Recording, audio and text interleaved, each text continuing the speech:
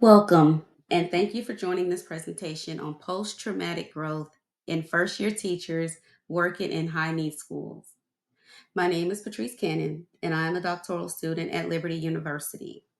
This session explores the challenges and transformations experienced by early career educators who work in emotionally intense environments. The purpose of this presentation is to define post traumatic growth, examine variables that influence post traumatic growth, examine how it manifests in first year teachers. We're going to integrate biblical and spiritual frameworks of healing and equip leaders and trauma informed practitioners with insight.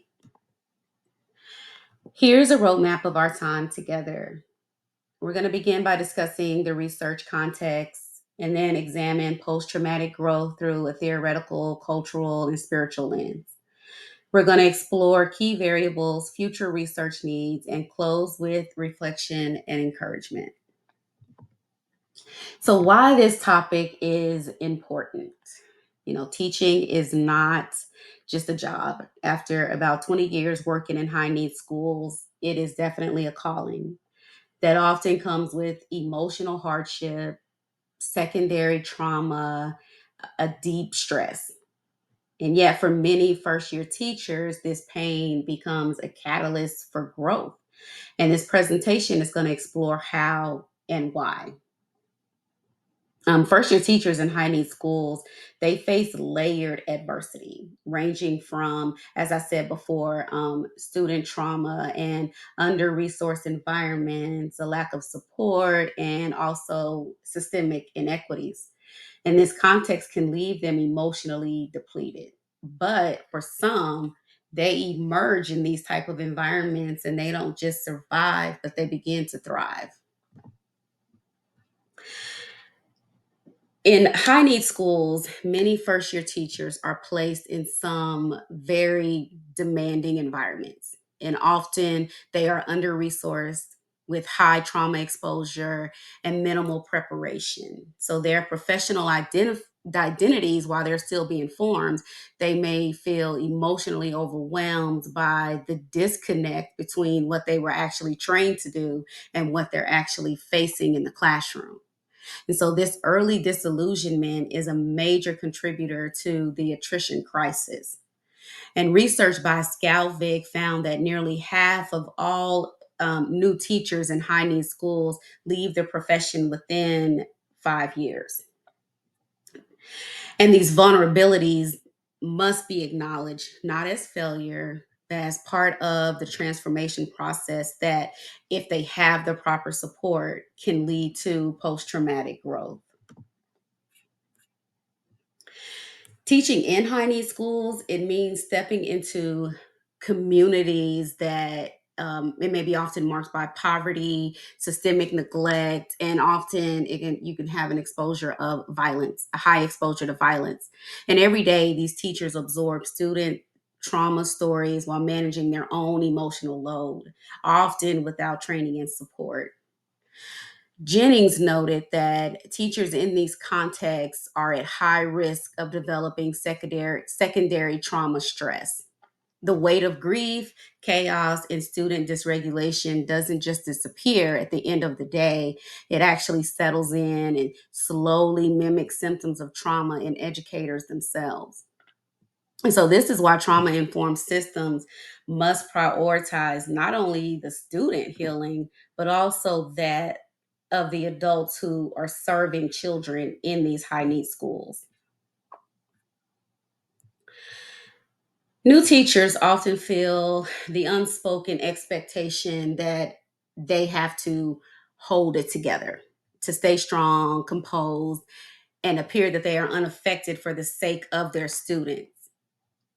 And yes, we always want to make sure that we put students first, but this emotional suppression, it has a cost.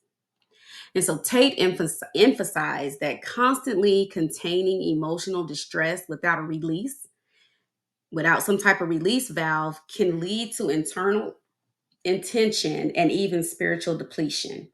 So without intentional spaces for reflection and processing, these teachers carry guilt and fatigue, that can quickly lead to burnout. And yet, when these burdens are compassionately acknowledged and reframed, the process of healing and ultimately growth can definitely begin. Post traumatic growth, it doesn't stem from the trauma itself, but from how we struggle to make meaning from it. For early career teachers, this often looks like vocational disruption. According to Blevins, it's the process, according to Tedeschi and Blevins, it is the process of grappling that transformation becomes possible. And so Castelli and Decino also highlight the vital role of reflective processing in facilitating post traumatic growth in educators. But reflection alone isn't enough. Teachers need structured, supportive environments to move from emotional survival to deeper meaning making. Growth is possible, but only if we make space for the struggle.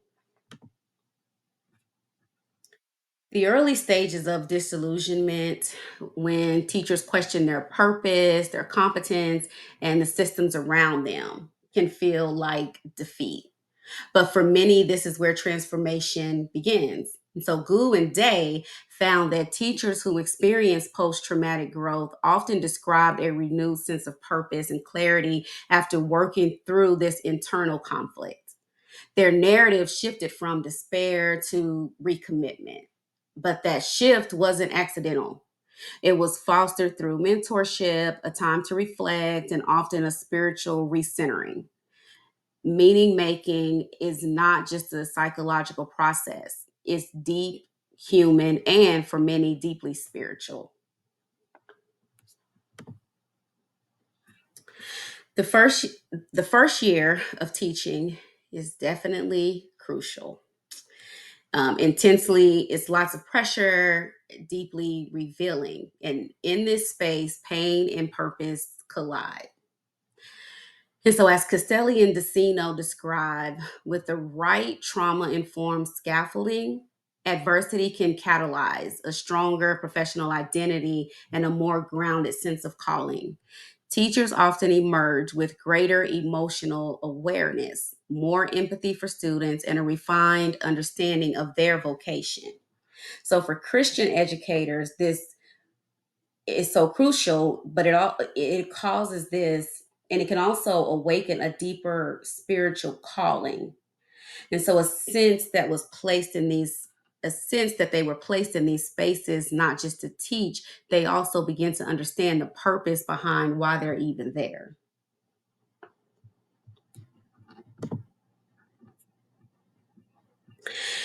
The theoretical foundation of post-traumatic growth is deeply rooted in constructivist self-development theory, CSDT, developed by McCann and Perlman.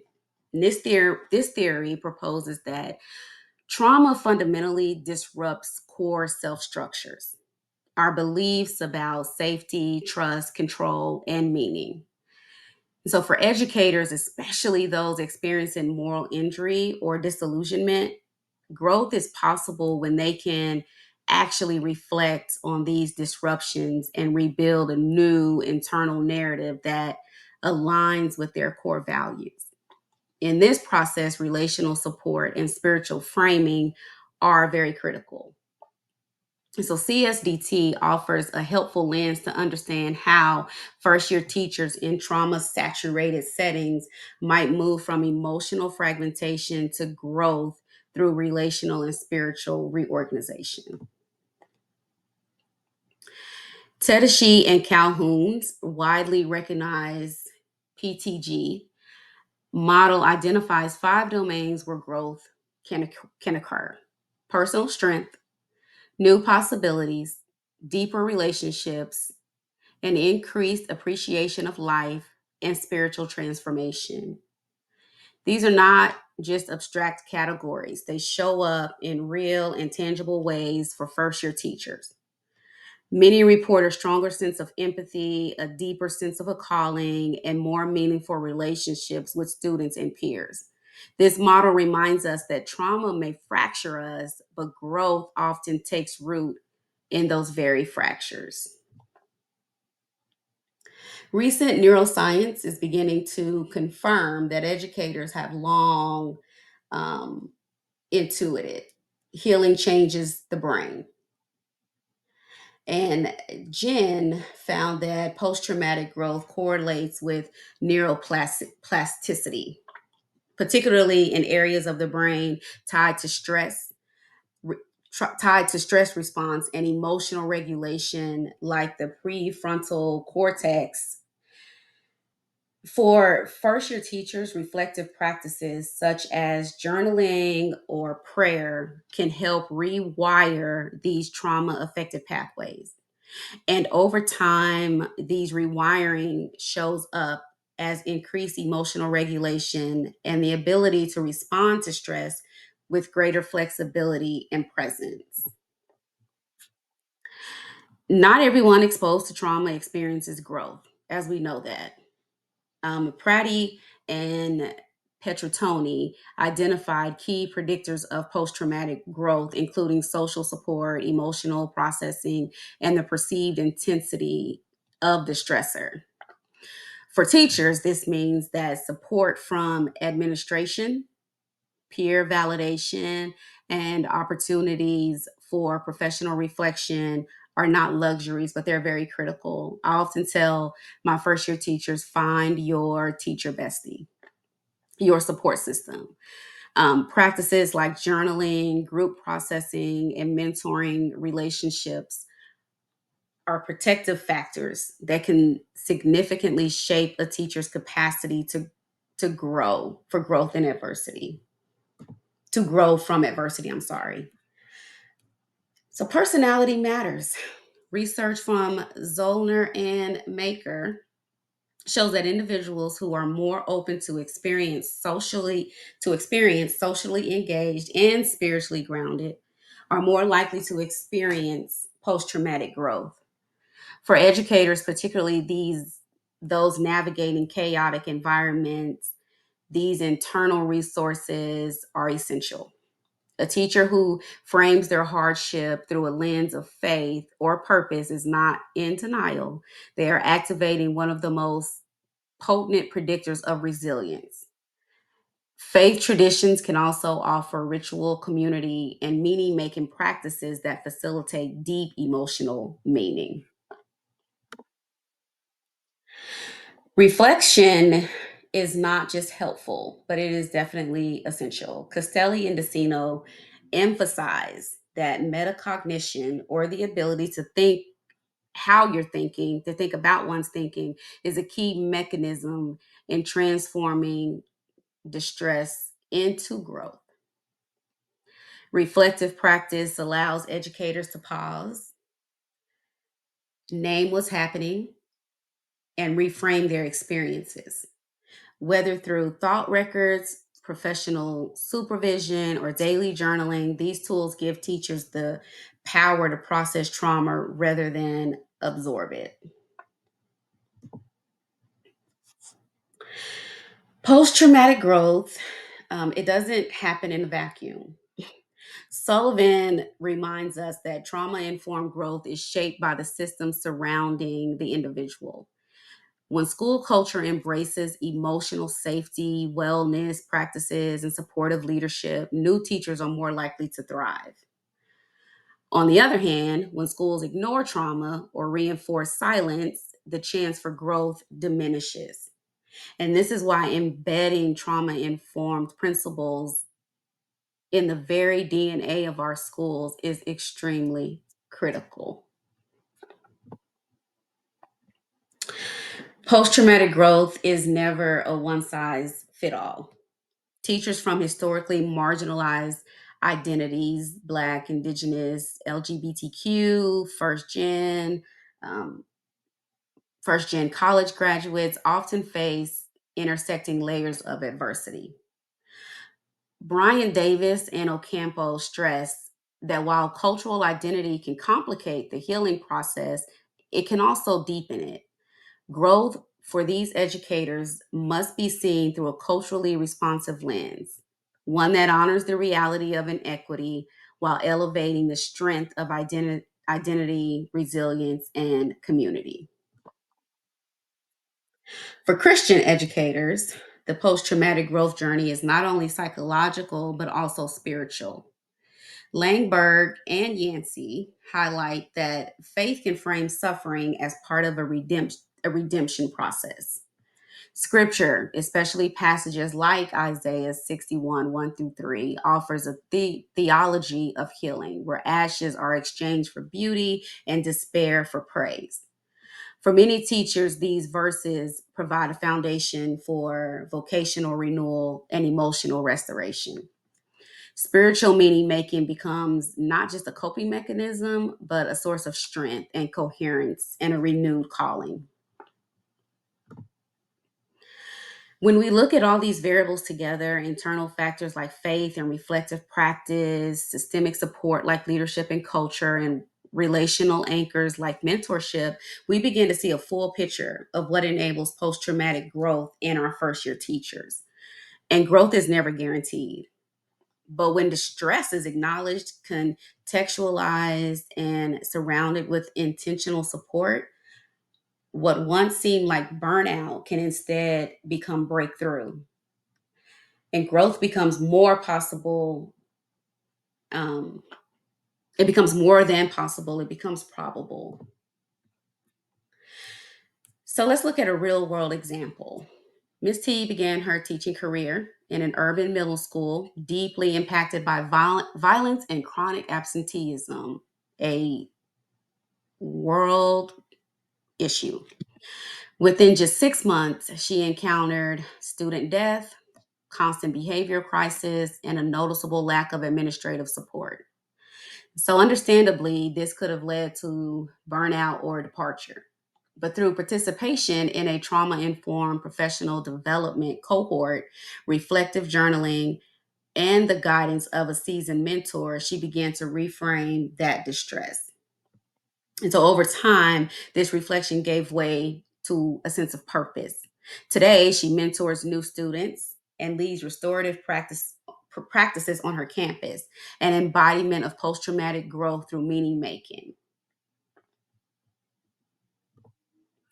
Let's look at another case study about Mr. A's journey.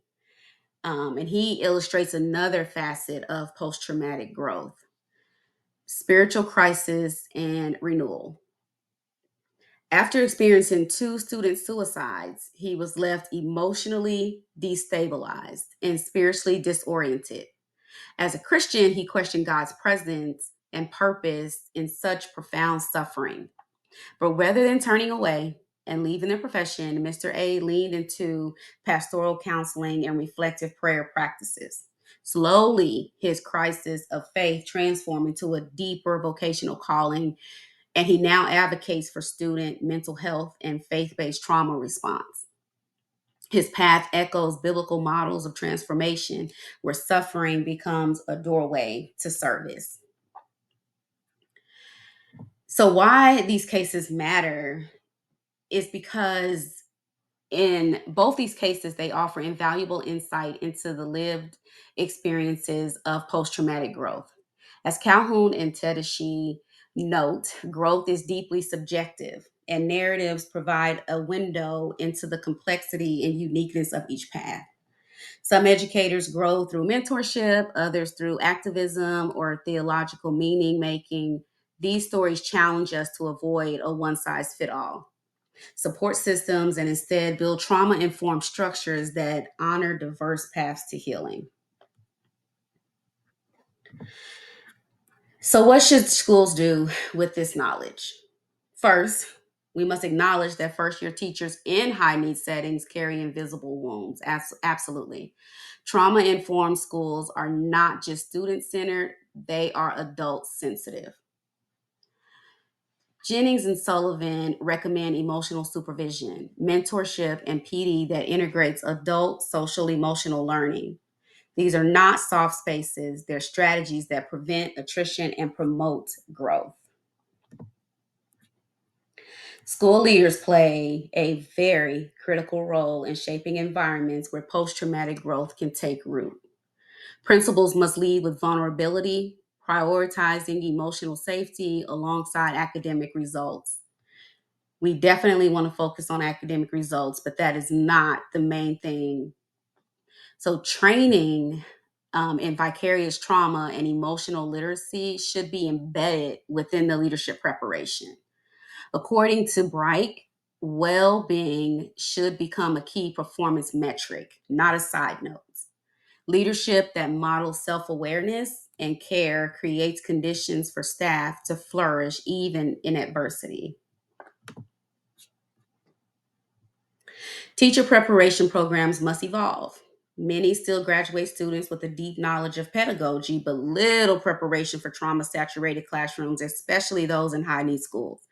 Castelli and Decino argue that in integrating trauma awareness, post traumatic theory, and reflective practices like journaling into field work, first year teachers, they need more than curriculum knowledge. They need resilience, self awareness, and strategies to process what they're actually going to be carrying in the classroom. For our faith-based educators, the journey of growth after trauma is often deeply spiritual. Yet many Christian schools and churches lack structured emotional support for their staff. Langberg calls for faith communities to embrace the emotional realities of ministry. Faith based PLCs, pastoral counseling, and intentional biblical integration can serve as healing anchors for these things. Isaiah 61, 1 through 3 is a foundational passage for many of the trauma informed ministries, as for good reason. And it proclaims God's intent to bind up the brokenhearted and give beauty for ashes. Langberg and Yancey emphasize how Christ-centered healing aligns with the very essence of post-traumatic growth, transformation after a deep pain. Educators who walk through the fire often find themselves renewed, refined, and recommitted, just as the scripture promises us. One of the most powerful outcomes of post-traumatic growth is rediscovery of your purpose. Many educators report finding their why, not in spite of the trauma, but because of it. They begin to see their role as not just teaching content, but modeling healing and showing resilience and becoming a safe adult. And those teachers who usually get to this point usually stay in the profession. For Christian teachers, they rediscover the rediscovery is often framed as a calling and a divine reaffirmation of their role in the lives of children. However, there is still much we don't know. Madigan called for more longitudinal studies to understand how post traumatic growth unfolds across an educator's career. We need research that examines how identity factors such as race and gender and culture influence this type of growth. We need deeper exploration of how spiritual practices contribute to emotional regulation. And we need system level research to identify which school cultures foster or hinder post traumatic growth. The field must move toward inclusive interdisciplinary inquiry that reflects the real complexity of educator trauma and healing. Some additional future research that's needed that as we look into the future, several critical gaps emerge. McIntyre calls for participatory action research that centers teacher voice in trauma informed reform, highlighting the importance of co creating systems with those that are most impacted. So, definitely bringing the teachers to the table. Crenshaw's foundational work and Singh as well as Moss emphasize that marginalized educators may face compounding challenges, but also possess deep reservoirs of strength. Research must move beyond small views and intentionally examine how identity factors influence the post-traumatic growth journey. And without this lens, our understanding of educator resilience will remain incomplete. Growth doesn't happen in a vacuum, of course. Sullivan reminds us that systems, policies, leadership, and school climate either support or sabotage teacher resilience. So, future research must investigate which school structures facilitate post traumatic growth. Questions might include how do trauma informed policies reduce attrition? Which leadership model cultivates safe spaces for emotional recovery? And the individual matters, but so does the ecosystem around them. So here's what evidence shows. First year teachers in high need schools can grow through trauma. According to Tedeschi and Calhoun, growth is most likely is most likely to happen when reflection, relational safety, and systemic scaffolds are in place. Post-traumatic growth is not linear. It's dynamic and multidimensional. Educators may grow emotionally, professionally, and even spiritually. Context matters, identity matters, and support absolutely matters. So despite promising insights and key gaps definitely remain. And additionally, the role of the spirituality and educator healing is rare, explored in depth. So while trauma informed conversations grow louder, systemic investments in the teacher well being is still definitely needed. We can't build sustainable school systems without prioritizing those on the front line. Post traumatic growth is definitely a very powerful reframing. And but how are we making meaning from it? First year educators' growth becomes possible when they are seen, when they are supported, and when they're spiritually grounded.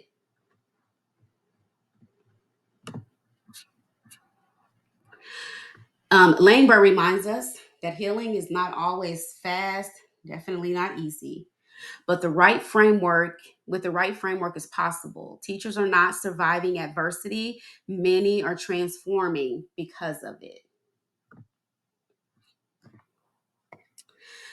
So, to school leaders, your influence shapes more than instruction. It shapes whether teachers stay, break, or if they grow.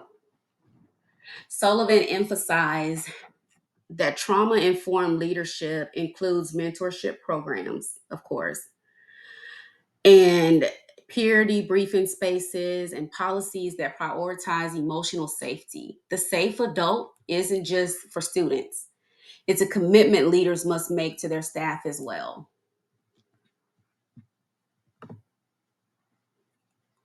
Researchers also have a role to play. Madigan call us to broaden the trauma lens in educator development literature. Longitudinal studies, school based partnerships, and equity driven research agendas are needed. We must center the voice of those historically excluded: Black teachers, LGBTQ teachers, first generation educators, and build a more inclusive picture of post traumatic growth. So we know that post traumatic growth, it doesn't erase the pain. It definitely can transform it. First year teachers in high need schools are today's wounded healers. If we nurture their healing, they won't just survive, they'll stay. They'll become the hope and the anchor and the safe adult for the next generation. They are not just broken, they are becoming. And although that they're faced with compounding stress, not all wounds break us. Some of them definitely build us. And post traumatic growth, this is not an event. It's definitely a process. And it's something that we know doesn't happen overnight. but it can happen. So as we consider where the field go and where it's going to take us, it's clear that research on post-traumatic growth in educators, especially those entering high need environments, is definitely still developing. Um, One important direction is longitudinal research that tracks post-traumatic growth over multiple years. We need to know how early support systems or the lack of thereof affects long-term outcomes like teacher resilience, retention, and leadership development. Another critical area, and I'm going to go back one slide. Another critical area is intersectionality. So, researchers like Bryant Davis and Singh emphasize how race, class, and gender influence trauma experience and coping. If we ignore these dynamics, we miss the opportunity to create equity in our trauma work.